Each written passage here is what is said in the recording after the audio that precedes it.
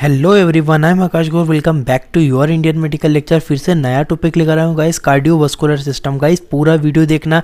मेरा फेस इस वीडियो में नहीं दिख रहा है, इसका मतलब ये नहीं कि आपको समझ में नहीं आएगा। मेरी गारंटी है, मेरा वादा है, हिंदी इंग्लिश दोनों भाषाओं में समझाऊंगा। इस वीडियो को यदि आप एंड तक देखते हो, ये मेरी गारंटी है, आपको किसी दूसरी वीडियो को देखने की ज़रूरत नहीं है, किसी बुक को पढ़ने की ज़रूरत नहीं है, कहीं से नोट्स मांगने की ज़रूरत नहीं है। एक एक पॉइंट टू पॉइंट चीज़ें मैं क्लियर करूँगा, ये सारी चीज़ें समझाऊँगा। एक बार मेरा चैनल जाके देखो, अंदर बहुत सारी चीज़ें आपके लिए डली हुई है। देखो गाइस, कार्डियोवास्कुलर सिस्टम क्या होता है, जिसे परिवहन तंत्र कहते हैं। Cardiovascular system is our transport system of body which made up heart and blood vessels. बोलना है जो इस कार्डियोवास्कुलर सिस्टम को परिवहन तंत्र भी कहा जाता है, क्योंकि यह हृदय एक रक्त एवं रक्त वाहिकाओं से मिलकर बनता है। देखो गाइस, ये रहा हमारा हार्ट। इसमें क्या है, कैपिलरी है, आर्टरी है, वेन है, रक्त वाहिकाओं से।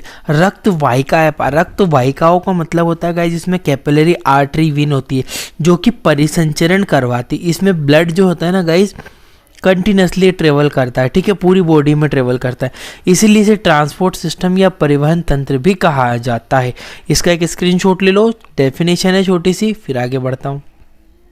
अब आगे बढ़ता हूँ गाइस यहाँ से मैं आपको। अब देखो, सबसे पहले हमको मानव हृदय के बारे में, यानी कि हार्ट के बारे में चीज़ समझना पड़ेगा, क्योंकि कार्डियोवास्कुलर सिस्टम है गाइस, पूरी चीज़ें हार्ट की दी हुई है। Heart is a muscular organ. Heart क्या है गाइस, एक मस्कुलर ऑर्गन है। मस्कुलर ऑर्गन एक स्पंजी, इसे स्पंज दबाया होगा ऐसा ऑर्गन है, विच इज सिचुएटेड मीडिया स्टीनम। देखो मीडिया स्टीनम क्या होता है बताता हूँ। मानव हृदय पेशियों का बना हुआ अंग है, यह मीडिया स्टेनम में पाया जाता है। मीडिया स्टेनम किसे कहते हैं, जरा एक लाइन पढ़ो। Media stannum is a place between sternum, vertebra and between lungs. जो मीडिया स्टेनम है, यह स्टर्नम एवं वर्टिब्रा और फेफड़ों के बीच की एक जगह होती है। देखो गाइस, ये देखो डायग्राम, ये रहा मेरा हार्ट। ये हार्ट स्टर्नम के बीच में, यहाँ पे सिंपल जो ना रिब बोन के बीच में जो कनेक्ट होता है वो स्टर्नम होता है। इधर भी स्टर्नम के बीच में, दोनों फेफड़ों के बीच में वर्टिब्रा, पीछे वर्टिब्रा होता है, उसके आगे बीच में, यानी कि मीडिया स्टर्नम बोलेंगे। मीडिया स्टेनम क्यों बोल रहे गाइस, क्योंकि ये सिंपल बोलना है कि हृदय की लोकेशन बताई गई है इसमें। हृदय कहाँ पाया जाता है, याद रखना, मीडिया स्टेनम। अगर कोई पूछे कि मीडिया स्टेनम क्या होता है, मीडिया स्टेनम का सिंपल मतलब होता है कि दोनों फेफड़ों के बीच में, दोनों लंग्स के बीच में, स्टर्नम के बीच में और पीछे वर्टिब्रा के भी बीच में, मतलब बिल्कुल सेंटर में होता है मीडिया स्टर्नम। जल्दी से आप लोग इसका स्क्रीनशॉट ले लो, फिर मैं यहाँ से आगे बढ़ रहा हूँ गाइस। जल्दी जल्दी आप लोग स्क्रीनशॉट ले लो इसका।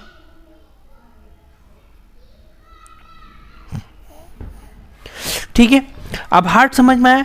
थोड़ा सा मैंने आपको केवल ये बताया कि जो हार्ट होता है मस्कुलर ऑर्गन है, मीडिया स्टर्नम में स्थित होता है। नेक्स्ट पेज पे बढ़ता हूं।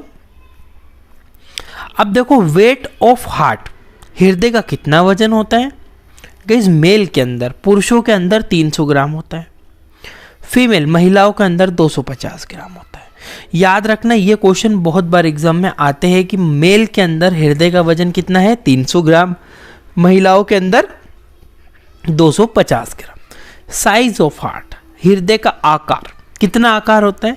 जो लंबाई होती है गाइस 12 सेंटीमीटर होती है, चौड़ाई 6 सेंटीमीटर होती है, मोटाई 3 सेंटीमीटर होती है। तो ये कुछ डायमेंशन है, लंबाई, चौड़ाई और मोटाई। लेंथ 12 सेंटीमीटर, चौड़ाई 6 सेंटीमीटर, मोटाई 3 सेंटीमीटर। इसका भी जल्दी से एक स्क्रीनशॉट ले लो, क्योंकि ये भी बहुत बार आपको पूछा जाता है, ये बहुत इंपॉर्टेंट चीज़ है यहाँ पे। क्लियर हुआ गाइस कि हृदय का वजन कितना है। हृदय का मेल के अंदर 300 ग्राम, महिलाओं के अंदर 250 ग्राम, लंबाई इसकी 12 सेंटीमीटर, चौड़ाई लगभग 6 सेंटीमीटर, मोटाई लगभग 3 सेंटीमीटर। स्क्रीनशॉट ले लो, फिर आगे बढ़ रहा हूँ मैं। अब डिस्कस करते गाइस शेप ऑफ हार्ट, हृदय का आकार। हृदय का कैसे आकार होता है? Heart is a cone shaped organ. Heart मुट्ठी, जैसे हमारे हाथ की मुट्ठी होती है, मुट्ठी बांधो, ऐसे मुट्ठी के आकार के समान होता है हृदय। Heart is a cone shaped organ. Cone मतलब ऐसे मुट्ठी के समान संरचना होती है। डेवलपमेंट, ये गाइज ये लाइन समझ लो, एक एक्सटर्नल मैंने आप लोगों के लिए लिखी है इसको। Development of heart start from 4 week of foetus and it complete 8 week. हृदय की बनावट जब बच्चा माँ के पेट में होता है, जब बच्चा 4 हफ्ते का बनता है तब बच्चे में चालू हो जाती है, और 8 हफ्ते आते आते पूर्ण रूप से हृदय बच्चे का विकसित हो जाता है। सबसे पहले बच्चों के अंदर हृदय कब बनना चालू होता है? हृदय ही बनता है सबसे पहले, हार्ट बनता है, फिर उसकी बॉडी के दूसरे पार्ट बनने लगते। तो जब बच्चा माँ के पेट में गई 4 हफ्ते का रहता है ना, तब उसमें बनना चालू हो जाता है। जब बच्चा जैसे 4 हफ्ते का हुआ, धड़कन आ जाती है 4 हफ्ते में। 4 हफ्ते के बाद जैसे बच्चा 8 हफ्ते का बनेगा, आते आते पूर्ण रूप से जो हृदय है बच्चों का विकसित हो जाता है। ये आप यहाँ पे डायग्राम देख सकते हो नीचे। ये रहा 23 दिन यानी कि 4 हफ्ते का बच्चा के हृदय। ये रहा 24 दिन के हृदय, और उसके बाद जो होता है 35 दिन का। जब बच्चा 35 दिन का होता है, 35 डेज का, तब इस तरह का हृदय उसमें बन जाता है। ये भी एक स्क्रीनशॉट ले लो, बहुत इंपॉर्टेंट है गाइस, ये पूछा जाता है एग्जामों में। क्लियर है गाइस? हृदय जो हमारा कोन शेप का ऑर्गन है, मुट्ठी के समान संरचना होती है, जो बनता है हृदय 4 हफ्ते में बनना चालू होता है बच्चे में, और 8 हफ्ते आते आते पूर्ण रूप से विकसित हो जाता है। नेक्स्ट पेज पे बढ़ता हूँ। पार्ट ऑफ हार्ट, यानी कि हृदय 2 भागों में बटा है। गाइस चेंबर की बात नहीं कर रहा हूँ मैं, हृदय के कक्षों की बात नहीं कर रहा हूँ मैं बात कर रहा हूँ कितने भागों में बटा है। गाइस 2 भागों में। कौन कौन से आप समझना। एपेक्स ऑफ हार्ट, एपेक्स वाला भाग यह हृदय का ऊपरी भाग होता है, और दूसरा है गाइस बेस ऑफ हार्ट, यह है हृदय का नीचे वाला भाग होता है। डायग्राम देखो, ये रहा आपका हृदय हार्ट, जो ऊपर वाला भाग है इसको जो बेस वाला हार्ट है इसको नीचे वाला हार्ट, वो एपेक्स सॉरी, इसमें मैंने एक थोड़ी सी मिस्टेक की है, मैं आपको यहाँ पे क्लियर कर दे रहा हूँ गाइज। मैंने यहाँ पे एक मिस्टेक कर दी है, मैंने लिखा है एपेक्स ऑफ हार्ट, ये हृदय का ऊपरी भाग होता है। ये गलत लिखा है गाइज मैंने, इसको प्लीज़ आप करेक्ट कर लेना, टाइपिंग में मिस्टेक हुई है। एपेक्स जो होता है ना गाइज, ये नीचे वाला भाग होता है, और जो बेस होता है ना गाइज, ये बेस ऊपर वाला भाग होता है। फिर से मैं बता देता हूँ गाइज, यहाँ पे मिस्टेक हुई है, आप लोग करेक्ट कर लेना। एपेक्स जो है हृदय का निचली भाग है, और बेस हृदय का ऊपरी भाग है। गलती सबसे होती है, मुझसे भी हो सकती है, मैं कोई भगवान नहीं हूँ भैया, हो जाती है गलतियाँ, आप लोग करेक्ट कर लेना। फिर मैंने आपको क्लियर करते हैं यहाँ पे। तो एपेक्स गाइज नीचे वाला भाग है और बेस ऊपर वाला भाग है। इससे आगे बढ़ता हूँ मैं। स्ट्रक्चर ऑफ हार्ट, हृदय की संरचना। अब देखो हृदय को हम 2 भागों में पढ़ेंगे। एक गाइस एक्सटर्नल स्ट्रक्चर पढ़ेंगे यानी कि बाहरी संरचना, एक इंटरनल स्ट्रक्चर जिसे आंतरिक संरचना कहते। देखो बाहर से ये वाली संरचना, जब उसको बीच में से इसे आप कट करोगे तब ऐसे, ये आंतरिक संरचना। तो हृदय को हम गाइस यहाँ से 2 भागों में पढ़ने वाले, एक्सटर्नल स्ट्रक्चर और इंटरनल स्ट्रक्चर। अब देखो गाइस एक्सटर्नल स्ट्रक्चर में क्या क्या आता है। एक्सटर्नल स्ट्रक्चर यानी कि बाहरी संरचना। हृदय का बाहरी भाग 3 प्रकार की परतों से मिलकर बनता है, ठीक है। पेरिकार्डियम, मायोकार्डियम, एंडोकार्डियम, ठीक है। 3 प्रकार की लेयर में आपको पढ़ाने वाला हूं। पेरिकार्डियम सबसे ऊपर वाली लेयर, मायोकार्डियम मिडिल यानी कि बीच वाली परत, एंडोकार्डियम, एंडो मतलब अंदर, जस्ट पूरे अंदर वाली जो लेयर है ना गाइस, इसको मैं एंडोकार्डियम कहूँगा। 3 लेयर होती, हृदय 3 परतों के द्वारा ढका रहता है, पेरिकार्डियम, मायोकार्डियम, एंडोकार्डियम। इसका स्क्रीनशॉट लो, फिर बताता हूँ मैं तीनों के बारे में। गाइस मैं डीप लेवल से हाई लेवल तक दोनों चीज़ें पढ़ाऊंगा, आपको पूरा क्लियर करूंगा। जल्दी स्क्रीनशॉट ले लो, फिर मैं आगे बढ़ूंगा। Pericardium, myocardium, endocardium. पेरिकार्डियम सबसे ऊपर, मायोकार्डियम मिडिल लेयर बीच में, एंडोकार्डियम जो सबसे अंदर होगी। आगे बढ़ रहा हूँ मैं यहाँ से। सबसे पहले गाइस पेरिकार्डियम के बारे में पढ़ें। This is outer most layer of heart, it has 2 part. यह हृदय की सबसे बाहरी परत होती है।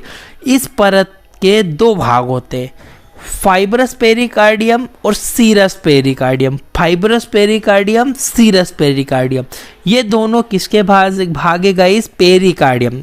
1 मिनट आप डायग्राम देखो, मैं आपको क्लियर कर रहा हूँ, बिल्कुल भी कंफ्यूज मत होना, बहुत इजी बताऊंगा। मैं बोल रहा हूँ कि बाहरी परत, जिसको मैं बोल रहा हूँ पेरिकार्डियम। कोई डाउट? पेरिकार्डियम हृदय की सबसे बाहरी परत होती है। अब ये जो बाहरी परत है ना भाई, ये बाहरी परत भी 2 परतों से मिलकर बनी है, जिसे मैंने फाइब्रस पेरिकार्डियम और सीरस पेरिकार्डियम बोला है। क्लियर हुआ? एक स्क्रीनशॉट ले लो, फिर से रिपीट कर दूंगा मैं। देखो, पेरिकार्डियम मेरे हृदय की सबसे ऊपरी लेयर है। ये लेयर भी 2 भागों से मिलकर बनी है, फाइब्रस पेरिकार्डियम, सीरस पेरिकार्डियम। अब देखो, ये फाइब्रस और सीरस पेरिकार्डियम क्या है गाइस? पहले पढ़ेंगे fibrous pericardium. Fibrous pericardium, this layer made up elastic connective tissue. बोलना है कि यह परत इलास्टिक संयोजी ऊतकों से मिलकर बनी होती है, ठीक है। और it provide more stretching to the heart and provide a protection. यह हृदय को ज़्यादा खिंचाव प्रदान करती है एवं सुरक्षा देती है। फाइब्रस, देखो भैया सिंपल बात है, मैंने आपको बोला कि जो पेरिकार्डियम है ऊपरी लेयर है, फाइब्रस पेरिकार्डियम, सीरस पेरिकार्डियम, 2 भाग और होते हैं। फाइब्रस पेरिकार्डियम में बोला कि भैया इलास्टिक संयोजी ऊतकों से मिलकर बनी होती है। ये डायग्राम आप देख सकते हो, जो ऊपर वाली लेयर है इलास्टिक होते, खिंच जाती है। जब आपका हार्ट पंप दब दब दब दब लब ढब लब ढब करता है, कभी पंप होता है कभी स्ट्रेच होता है, तो खिंचता है फिर वैसे ही हो जाता है। तो गाइज ये जो खिंचाव किसकी वजह से? इलास्टिक संयोजी ऊतक की वजह से। इट प्रोवाइड मोर स्ट्रेशन, ये बहुत ज़्यादा खिंचाव प्रदान करती है और सुरक्षा भी हमारे हृदय को देती है। इसका भी स्क्रीनशॉट ले लो गाइज। ये जो फाइब्रस पेरिकार्डियम है ना, ये कुछ नहीं है, ये बाहर वाली लेयर का ही भाग है, बाहर वाली लेयर का भाग है ये। स्क्रीनशॉट ले लो, फिर आगे बढ़ रहा हूं। अब दूसरी बात, अभी फाइब्रस पेरिकार्डियम डिस्कस करी, अब इसके फाइब्रस की सीरस पेरिकार्डियम। ये जो फाइब्रस और सीरस है ना गाइस, ये पेरिकार्डियम का ही भाग है। This layer is made up double layer of serous membrane. ये डबल है guys, double layer of serous membrane, so it is called serous pericardium. यह परत 2 सीरस परतों से मिलकर बनती है, इसीलिए इसे सीरस पेरिकार्डियम के नाम से जानते हैं। ये देखो डायग्राम, सिंपली यहाँ पे मैंने बताया हुआ है गाइस आपको। 1 मिनट, मैं थोड़ा कंफर्टेबल पोजीशन ले लूँ फिर आपको पढ़ा। मैंने यहाँ पे सिंपली आपको बोला है गाइस कि जो पेरिकार्डियम है, पेरिकार्डियम में 2 लेयर है, fibrous pericardium, serous pericardium. Fibrous elastic connective tissue की है और सीरस पेरिकार्डियम 2 सीरस परतों से मिलकर बनी होती है, इसीलिए इसे सीरस पेरिकार्डियम कहते हैं। Outer layer is called parietal pericardium and inner layer is called visceral pericardium. मैंने बोला है ऊपरी वाली भाग को पेराइटल पेरिकार्डियम और अंदर वाली भाग को विसरल पेरिकार्डियम। डायग्राम देखो, ये रहा, ये बाहर वाली लेयर है, इसे पेराइटल पेरिकार्डियम बोला, अंदर वाली लेयर को विसरल। ये तीनों ही पेरिकार्डियम का भाग है गाइस। ये सारी चीज़ें मिल जाती है तभी आपका पेरिकार्डियम लेयर बनती है। तो इसका भी स्क्रीनशॉट ले लो कि सीरस पेरिकार्डियम क्या होती है। ये जो आउटर लेयर होती है ना, ये पेराइटल पेरिकार्डियम और इनर लेयर विसरल पेरिकार्डियम से मिलकर बनी होती है। इसमें नेक्स्ट चीज देखो, बिटवीन दिस लेयर, जो ये लेयर है ना पेराइटल और विसरल, ये दोनों पेरिकार्डियम का भाग है, पर इन दोनों के बीच में एक खाली स्पेस जगह होती है जो कि सीरस फ्लूइड। यह नाम आपने कहीं ना कहीं सुना होगा गाइस, सीरस फ्लूइड। नीचे वाली लाइन पढ़ो, इन दोनों परतों के बीच में खाली जगह पाई जाती है, यह जगह सीरस तरल भरा रहता है। डायग्राम बता देता हूँ मैं आपको, ये रहा। ये जो विसरल पेरिकार्डियम, पेराइटल पेरिकार्डियम, इन दोनों के बीच में खाली जगह होती है। इन जगह के अंदर एक फ्लूइड भरा रहता है जिसे सीरस फ्लूइड के नाम से जानते हैं। इसका स्क्रीनशॉट ले लो, बहुत इंपॉर्टेंट है ये भी। क्लियर हुआ गाइस? अब देखते हैं मायोकार्डियम क्या होता है। मायोकार्डियम मिडिल लेयर होती है, बीच वाली। अभी मैंने ऊपर वाली पेरिकार्डियम बताई, अब मिडिल लेयर के बारे में बात कर रहे हैं। This is middle layer of heart which compose of cardiac muscles. Simple बात है, यह परत बीच में उपस्थित रहती है एवं यह कार्डियक पेशियों की बनी रहती है। सिंपल बात बताई गाइस, मैंने अभी आपको बोला था पेराइटल, ये जो पेरिकार्डियम बाहर की लेयर है, इसके बीच में मायोकार्डियम होती है, मिडिल लेयर होती है। यही मैंने बोला है कि यह परत बीच में उपस्थित रहती है एवं यह कार्डियक पेशियों, इसमें जो पेशियाँ होती है ना, पेशियाँ यानी कि मसल, वो कार्डियक मसल्स होती है। मैंने आपको पहले भी पढ़ाया है कि हृदय हमारा कार्डियक मसल से मिलकर बनता है। और ये मसल्स पता है कैसी होती है? ये मसल्स ऐसी होती है जो कभी थकती नहीं है। आपका हृदय पूरे जीवन भर पंप करता है पर कभी थकता है नहीं थकता है। क्यों? क्योंकि उसके अंदर कार्डियक मसल्स होती है। और कार्डियक मसल इनवॉलेंटरी मसल्स है, जो कि अनैच्छिक पेशियाँ है, हमारे हिसाब से मूव नहीं करती है। नेक्स्ट लाइन देखो, cardiac muscles are involuntary muscles and striated nature. ये इंपॉर्टेंट, कार्डियक पेशियाँ इनवॉलेंटरी होती है और यह खिंचावदार प्रकृति की होती है। मैंने डायग्राम बताया, ये वाली जो मोटी सी सबसे मोटी लेयर है ना, ये जो खिंचावदार होती है, स्ट्राइटेड होती है, तभी तो आपका हार्ट पंप करता है तो पूरी सिकुड़ जाती है, फिर खिंच जाती है, फिर सिकुड़ जाती है, फिर खिंच जाती है। ऐसा क्यों होता है? क्योंकि इसमें कौन सी पेशियाँ पाई जाती है? इसमें इनवॉलेंटरी कार्डियक मसल्स होती है।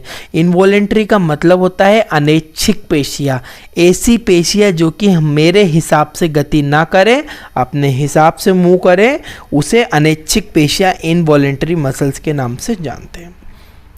नेक्स्ट चीज देखो, this layer responsible for pumping of heart. यह परत हृदय के संकुचन एवं शीतलन में मदद करती है। अब मेरा जो गाइस हार्ट है ना, पंप करेगा, सिकुड़ेगा, फिर मतलब संकुचन और शीतलन, कॉन्ट्रैक्शन और रिलैक्सेशन शो करेगा। ये किसकी वजह से कर पाता है? इस लेयर की वजह से, क्योंकि यहाँ पे ऐसे नोड एवी नोड के मैसेज आते हैं, ये सिकुड़ जाती है फिर बड़ी हो जाती है, सिकुड़ जाती है फिर बड़ी हो जाती है। कॉन्ट्रैक्शन और रिलैक्सेशन ये गाइस शो करती है। ये बहुत इंपॉर्टेंट है, जल्दी से आप लोग इसका स्क्रीनशॉट ले लो, फिर मैं यहाँ से आगे बढ़ता हूँ गाइस, जल्दी स्क्रीनशॉट ले लो। क्लियर होगा इस मायोकार्डियम आपको? आप देखो, मायोकार्डियम फिर से रिपीट कर देता हूं एक बार में। दिस इज मिडिल लेयर, या बीच वाली परत होती है, कार्डियक पेशियों की बनी होती है। ये कार्डियक पेशियां इनवॉलेंटरी होती है, अनैच्छिक पेशियां होती है, और ये खिंचावदार यानी कि स्ट्राइटेड होती है, जिसको खींच सके। और नेक्स्ट लास्ट वाली लाइन, ये रिस्पॉन्सिबल, ये जिम्मेदार होती है हृदय के संकुचन और शीतलन के लिए। जब हमारा हार्ट कॉन्ट्रैक्ट रिलैक्स करेगा, इसी की वजह से करेगा। नेक्स्ट पेज पे बढ़ता हूं मैं। एंडोकार्डियम यानी कि सबसे अंदर वाली परत, ये जो डायग्राम में दिख रही है, ये सबसे आंतरिक परत है।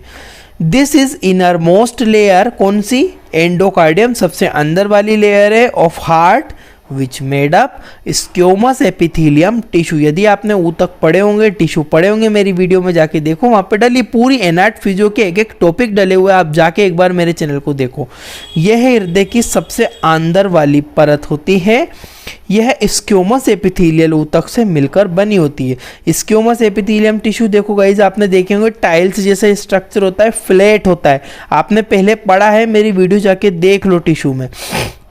Next point, this layer is smooth due to this reason reduce friction during the contraction and relaxation. Hindi में समझो, यह परत बहुत ही नाजुक होती है, इसी वजह से जब हृदय शीतलन संकुचन करता है तब यह घर्षण कम कर देती है। अब देखो, मेरा हार्ट कंटिन्यूसली गाइस पंप करेगा, ठीक है, कॉन्ट्रैक्ट होगा, रिलैक्स होगा, लबधब लबधब लबधब करेगा तो उसके अंदर गाइस क्या होगा, घर्षण होगा। घर्षण सब जानते हैं, घिसाव। यदि हम किसी चीज़ को घिसते, हाथों को जमीन पे कंटिन्यू घिसोगे तो चमड़ी छिल जाएगी। इसी टाइप से गाइस अंदर भी इसके घर्षण फ्रैक्शन होगा, तो उस फ्रैक्शन को कम कर देती है कौन, ये वाली मसल्स।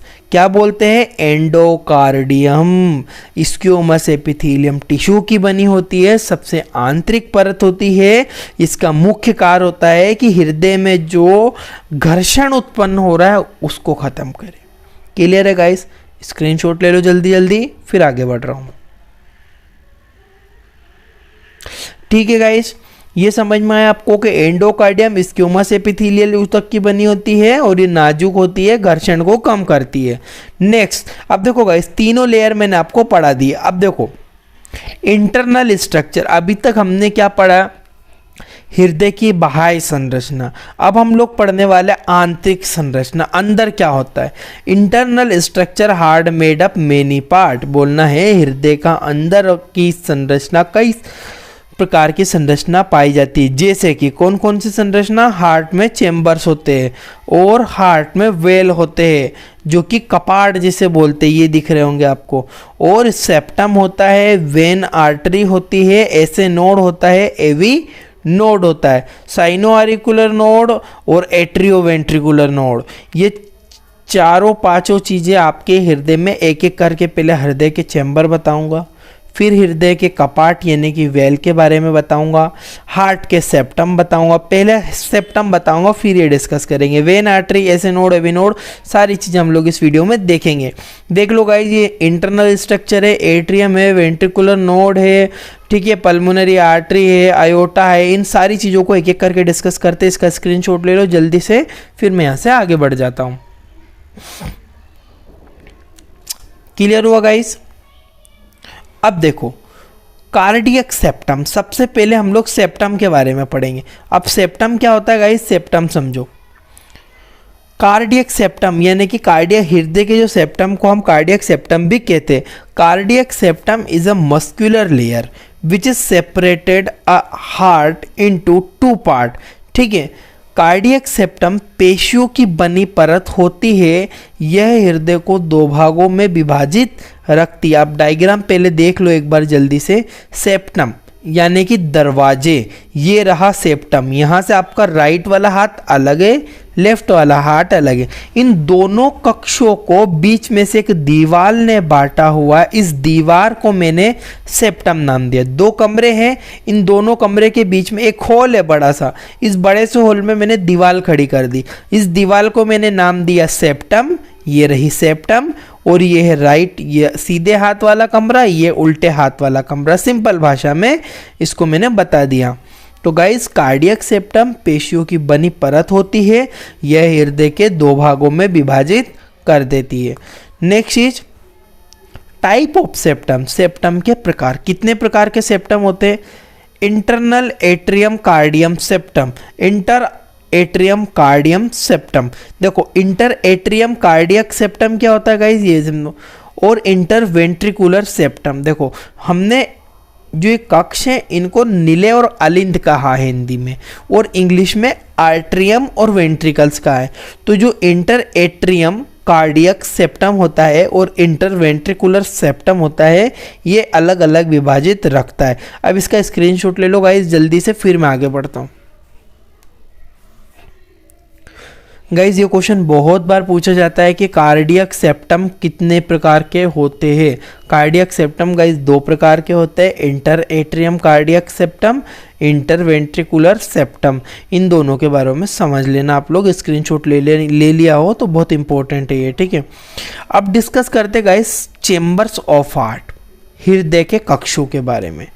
हृदय चार कक्षों में विभाजित है। कौन कौन सा है भैया।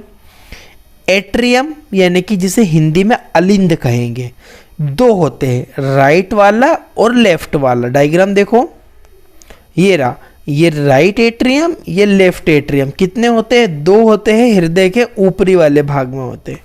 इसके बाद होते हैं गाइस वेंट्रिकल्स, जिन्हें निलय कहते हैं। दो होते हैं राइट और लेफ्ट। नीचे जो डायग्राम में आपको दिख रहा है, ऊपर एट्रियम होते हैं, नीचे वाले कक्षों को वेंट्रिकल्स कहा जाता है। ऊपर वाले 2 कक्षों को एट्रियम, नीचे वाले 2 कक्षों को वेंट्रिकल्स। ठीक है, इसका स्क्रीनशॉट ले लो एक बार, इंपॉर्टेंट है। चारों कक्षों के नाम एट्रियम और ventricle, right atrium, left atrium, right ventricle, left ventricle.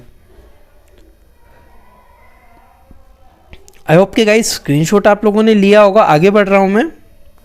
सबसे पहले हम लोग गाइस एट्रियम के बारे में डिस्कस करेंगे। राइट एट्रियम, सीधे हाथ वाला, क्या होता है? This part receive deoxygenated blood from superior vena cava and inferior vena cava। दाया अलिंद अशुद्ध रक्त को सुपीरियर वेना कावा और इंफीरियर वेना कावा से लेता है। पहला लाइन बोला मैंने, इसका मतलब समझो। ये रहा आपका राइट एट्रियम। ऊपर वाली जो वेन दिख रही है गाइज, ये रही सुपीरियर वीना कावा। ये क्या है? शिराए है, वेन है, क्योंकि नीली है इसलिए वेन बोला लिया। ये रही आपकी इंफीरियर वेना कावा। इसमें से ब्लड यहाँ इधर को कहाँ पे खुली है? राइट एट्रियम में। ये भी कहाँ खुली? राइट एट्रियम में। तो ये जो इंफीरियर वेना कावा है, ये शरीर के नीचे वाले भागों से रक्त को इसमें लेकर आएगी राइट एट्रियम में, और सुपीरियर वेना कावा हृदय के ऊपरी भागों से, ऊपरी अंगों से हृदय को लेकर, ब्लड को लेकर राइट एट्रियम के हृदय में आएगी। इसका स्क्रीनशॉट ले लो गाइस, बहुत इंपॉर्टेंट है ये पॉइंट राइट एट्रियम के बारे में। ठीक है गाइस, तो मैंने क्या बोला कि राइट एट्रियम में ब्लड आया कहाँ से? सुपीरियर वेना कावा से और इंफीरियर वेना कावा से। नेक्स्ट देखो, राइट वेंट्रिकल, दाया नीले जिसे हिंदी में बोलेंगे। ये डायग्राम देखो, ये एट्रियम था, ये वेंट्रिकल से नीचे वाला, इसके बारे में बात करते हैं हम लोग। This is lower part of heart which is located below the right atrium. बोलना है कि यह हृदय के नीचे वाले भाग होता है एवं यहाँ दाया अलिंद के ठीक नीचे स्थित रहता है। सिंपल बात है गाइस कि ये आपका राइट एट्रियम है, ये वेंट्रिकल है, तो एट्रियम के ठीक नीचे की तरफ स्थित रहता है राइट वेंट्रिकल्स। ठीक है, तो राइट वेंट्रिकल की लोकेशन क्या हुई कि राइट वेंट्रिकल राइट एट्रियम के जस्ट नीचे बिलो स्थित होता है गाइस। ठीक है, यह हृदय का नीचे वाला भाग होता है एवं यहाँ दाया अलिंद के ठीक नीचे, यानी कि राइट एट्रियम के ठीक नीचे स्थित होता है। नेक्स्ट लाइन देखो, right ventricle connect with right atrium by tricuspid valve. ये ट्राइकस्पिड वेल्व क्या होता है गाइस? दाया नीले दाया अलिंद के ट्राइकस्पिड वेल्व के द्वारा जुड़ा रहता है। यानी कि ये बोलना है कि ये जो अलिंद है, ये नीले यानी कि एट्रियम वेंट्रिकल, ये दोनों आपस में संबंध करते हैं, कनेक्टेड रहते हैं। किसके? ये रहा ट्राइकस्पिड वेल्व। इसका नाम सिंपल है कि इन दोनों के बीच में एक दरवाज़ा पाया जाता है, इस दरवाजे को नाम दिया गया है ट्राइकस्पिड वेल्व। ठीक है, ये एक दरवाजा है simply. It carry deoxygenated blood from right atrium and sent to the lungs pulmonary artery by pulmonary artery। यह अशुद्ध रक्त को दाया अलिंद से लेता है और उसको पल्मोनरी धमनी के द्वारा फेफड़ों तक भेज देता है। थ्योरेटिकल चीज़ें गाइज, जल्दी से मैं इसको एक्सप्लेन कर देता हूँ। मैंने बोला है, सबसे पहली चीज़ मैंने आपको बोली कि भैया superior vena cava inferior vena cava से अशुद्ध रक्त राइट वाले भाग में आया, इससे फिर ट्राइकस्पिड वेल्व के द्वारा ये जो दरवाजे खुले तो यहाँ आ गया। यहाँ से ये जो पल्मोनरी वेन चालू, आर्टरी चालू होती है। ठीक है, पल्मोनरी धमनी, पल्मोनरी आर्टरी, ये सीधे हाथ वाले फेफड़ों में लेके जाएगी रक्त को, ये उल्टे हाथ वाले फेफड़ों में। तो गाइस यहाँ पे एक पॉइंट समझना है कि जो पल्मोनरी आर्टरी या पल्मोनरी धमनी होती है, शरीर की एकमात्र ऐसी धमनी है जो कि अशुद्ध रक्त को इकट्ठा रखती है। क्लियर हुआ है पॉइंट? जबकि धमनियाँ शुद्ध रक्त ले जाती है, पर शरीर में केवल एक ही ऐसी धमनी है जो अशुद्ध रक्त को ले जाती है, उसका नाम है पल्मोनरी आर्टरी या पल्मोनरी धमनी। ये अशुद्ध रक्त को रक्त तक, ब्लड तक लेके जाएगी, हार्ट तक। स्क्रीनशॉट ले लो जल्दी से। गाइज स्क्रीनशॉट ले लो। आपको यार बहुत लोग बोलते हैं यार सर हमें नोट्स नहीं मिलते, ये नहीं मिलते। भैया स्क्रीनशॉट ले तो रहे हो, इसको लिख लो ना भैया, हाथ पैर चलाओ, पेन कॉपी भी चलाया करो थोड़े, तभी आप लोग सीखोगे। जब तक आप लिखोगे नहीं तब तक चीज़ें आपके माइंड में फिक्स नहीं होगी, ये चीज़ ध्यान रखना आप लोग, ठीक है। इसलिए लिखना चालू कर दो, क्योंकि आप लोग स्टूडेंट लाइफ में हो, तो स्टूडेंट्स को पेन कॉपी यूज़ करना चाहिए, क्योंकि उसका रीज़न ही यही है कि आप लोग पेन कॉपियाँ यूज़ करोगे तो आपको माइंड में चीज़ें ज़्यादा फिक्स होगी। क्लियर है? आया समझ में? राइट वेंट्रिकल क्या होता है? फिर से रिपीट कर देता हूँ। राइट वेंट्रिकल ठीक एट्रियम के नीचे होता है, ये इससे कनेक्टेड रहता है ट्राइकस्पिड वेल्व के द्वारा, इसमें रक्त आएगा और पल्मोनरी धमनी के द्वारा फेफड़ों में चला जाएगा, फेफड़ों में ब्लड गया। अब वहाँ से आगे की बात मैं आपको बताऊंगा। अब आते हैं हम लोग लेफ्ट वेंट्रिकल में, इधर वाले भाग में क्या होता है, जिसे बाया अलिंद कहते हैं। It carry oxygenated blood from the pulmonary vein, बोलना है यह शुद्ध रक्त को, प्योर ब्लड को, प्योर ब्लड मतलब जिसमें ऑक्सीजन उपस्थित होगा इस, ठीक है। पल्मोनरी वीन ये थी धमनी, अब आई पल्मोनरी वीन के द्वारा अंदर लेता, ये रही वेन, दिख रही है, ये वेन है पल्मोनरी, ये लिखा भी है गाइस, पढ़ो। पल्मोनरी वेन से, ये फेफड़ों से पल्मोनरी वेन के द्वारा लेफ्ट एट्रियम तक आती है। अब गाइस ये पल्मोनरी वेन शुद्ध रक्त को कैसे ला रही है? क्योंकि आपने पढ़ा है कि शिराएं हमेशा अशुद्ध रक्त रखती है, परंतु शरीर में एकमात्र ऐसी वेन है, शिरा है, जो कि शुद्ध रक्त लाती है, और धमनी अशुद्ध रक्त, जबकि धमनियाँ शुद्ध रक्त लाती है पर ये अशुद्ध, यानी कि अशुद्ध पल्मोनरी आर्टरी, और ये पल्मोनरी वीन होती है शुद्ध ब्लड को लेकर, यानी कि ऑक्सीजनेटेड ब्लड को हृदय तक लाती है फेफड़ों से। याद रखना, ये क्वेश्चन बहुत सारी कंपटीशन एग्जामों में पूछा गया है। नेक्स्ट बढ़ता हूँ गाइस इसमें। Pulmonary vein one of the when which carry oxygenated blood, यह शरीर की एकमात्र ऐसी वेन होती है जो कि शुद्ध रक्त को लेती है, ठीक है। इसका स्क्रीनशॉट ले लो जल्दी से आप लोग, लेफ्ट वेंट्रिकल का, फिर मैं आगे बढ़ता हूँ। अब देखो गाइस, लेफ्ट वेंट्रिकल यानी कि बाया नीले। अब एट्रियम की बात करी, अभी वेंट्रिकल्स की। अभी मैंने क्या बोला, लेफ्ट वेंट्रिकल एट्रियम है, यहाँ पे एट्रियम है गाइस, ये वेंट्रिकल नहीं है, ठीक है, ये लेफ्ट एट्रियम है। अभी वेंट्रिकल की बात करते हैं, नीचे वाला वेंट्रिकल होता है, ऊपर वाला एट्रियम होता है।